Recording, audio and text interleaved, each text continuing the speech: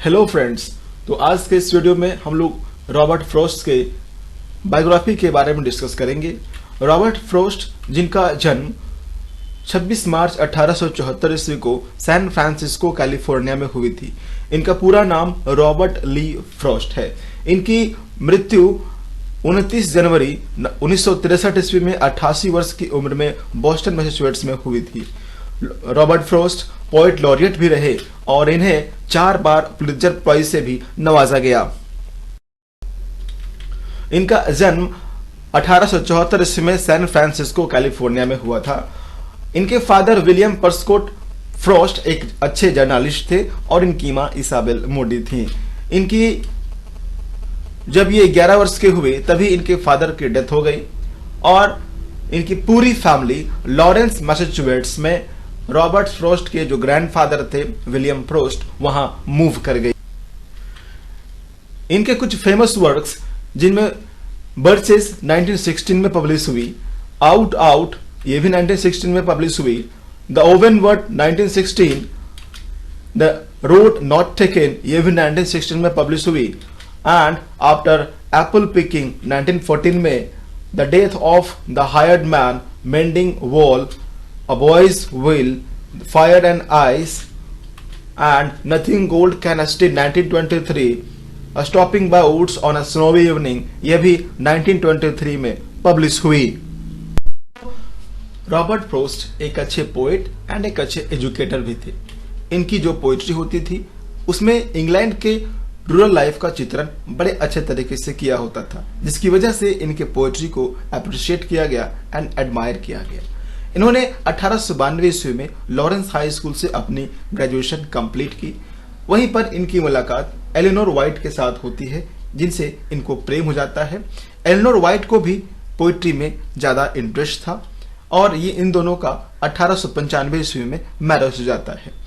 Robert Frost अपने poetic career को लेकर के हाई स्कूल से ही काफी ज्यादा सीरियस थे, जिससे इन्होंने अपनी पहली poetry my butterfly and elegy को न्यूयॉर्क इंडिपेंडेंट में 1894 ईस्वी में पब्लिश करवाया। इन दोनों की मैरिज के बाद इनकी जीवन काफी डिफिकल्ट हो गई। ये सबसे पहले एक टीचर की जॉब को ज्वाइन किए, उसके बाद ये साधारण जीवन जीने लगे।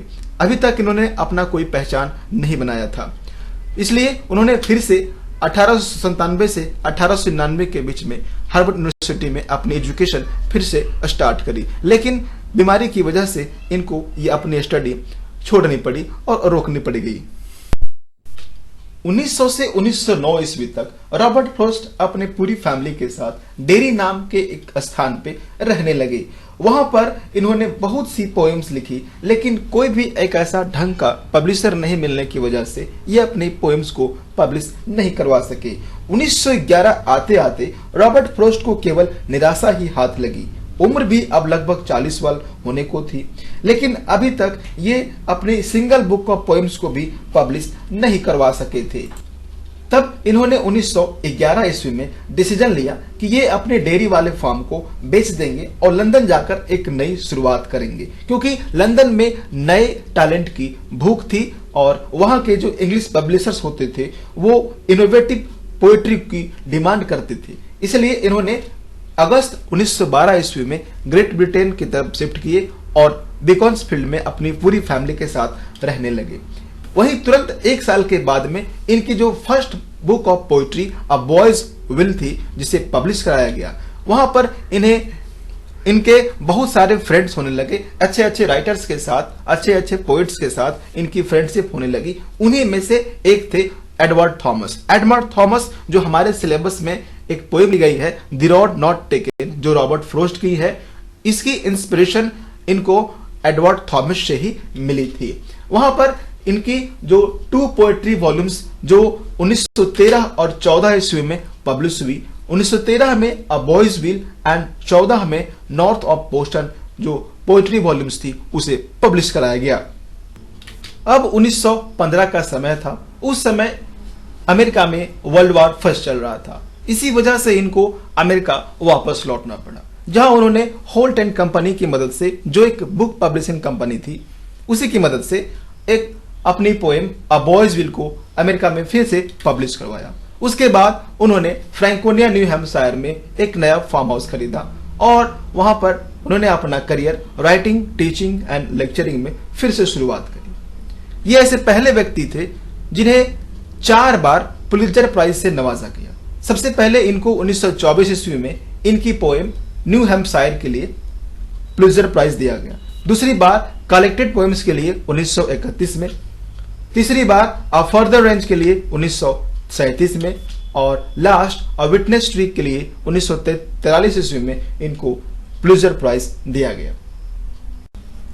अब 1938 ईस्वी में इनके लाइफ में एक बहुत बड़ी ट्रेजेडी हुई जब इनकी वाइफ एलेनोर की डेथ कैंसर से हो गई। ये काफी टूट गए थे, लेकिन फिर भी इन्होंने अपने आप को संभाल लिया और अपने लिटरेरी करियर को आगे कंटिन्यू किया। इन्होंने बहुत सारे पोएम्स लिखे और उसे अलग अलग पब्लिशर के माध्यम से उसको पब्लिश भी करवाया। 1960 ईस्वी में इनको कांग्रेस के द्वारा गोल्ड मेडल दिया गया। 1962 ईस्वी में भी इन्हें एडवर्ड मैकडॉवेल मेडल भी प्रदान किया गया। 1961 ईस्वी में इनको एक इनॉग्रेशन फंक्शन में जो जॉन एफ कैनेडी राष्ट्रपति थे, उनके फंक्शन में एक पोएम को पढ़ने का मौका मिला, लेकिन वो उस समय पढ़ने का प्रयास किए, लेकिन सनलाइट होने की वजह से ये उसे नहीं पढ़ सके। ये तब 86 वर्ष के थे। अब 1962 का समय था। इसी बीच रॉबर्ट फ्रोस्ट को स्टुअर्ट उदाल के साथ मिलकर के सोवियत रूस जाना पड़ा और उनको पूरी आशा थी कि निकिता क्रुश्चेव के साथ मिलकर के दो कोल्ड पावर्स के बीच में जो टकराव चल रहा था, उनके बीच में ये शांति का प्रचार प्रसार कर सकेंगे। उसके अगले साल ही बोस्टन में रॉबर्ट फ्रोस्ट की 29 जनवरी 1963 ईस्वी को डेथ हो गई।